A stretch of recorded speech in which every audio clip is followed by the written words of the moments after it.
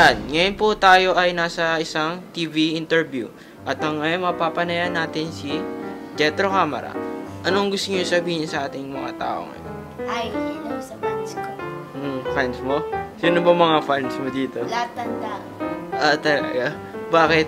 Gano'n ba yung kagaling, sir? Na artista, ha? Galing. Ewan. Talaga? Marami na nga daw kayong nagawang movies, ha? Ano yun? Hindi mo alam yung movies mo? Oo. Amnesia kasi ako. Nagka-amnesia ka pala. Hindi, di ba dati gumawa tayo ng X-Men? Di ba? Ako yung director pero ako yung artista. Ganun ba? Tapos di ba naging superhero na rin kayo dati?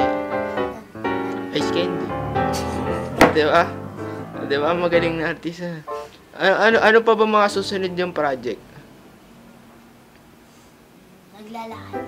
Naglalakad lang. Habang naglalakad sa kababalaghan.